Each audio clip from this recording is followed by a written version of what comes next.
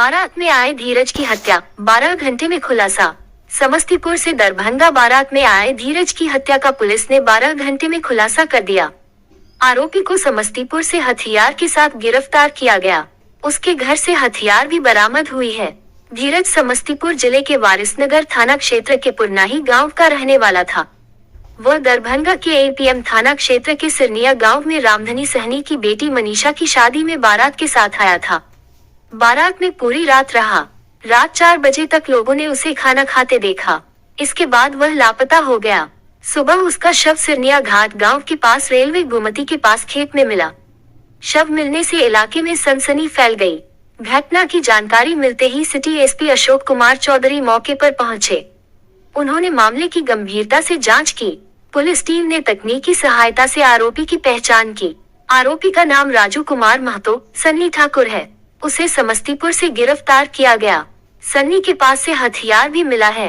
SP ने बताया कि हत्या की वजह पुरानी रंजिश है।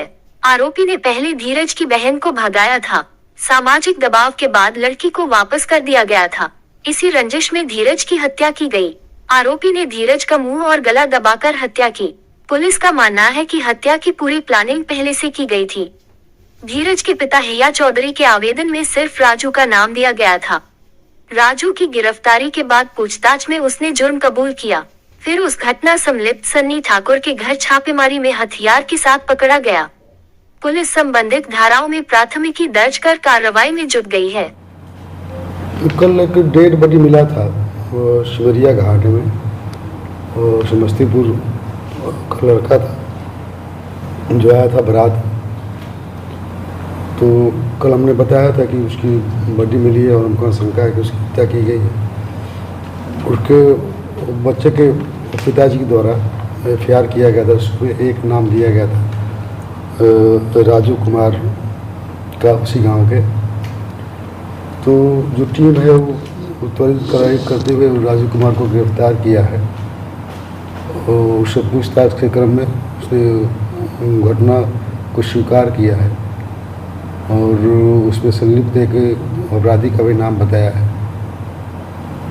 तो उस अपराधी की भी गिरफ्तारी हुई है समस्तीपुर में हथियार के साथ। वहाँ पर केस रजिस्टर्ड हुआ है। हम लोग इस केस में उसको रिमांड करेंगे। अभी तक यही अपडेट है उस घटना में, जो एपीएम में एक मर्डर का केस है।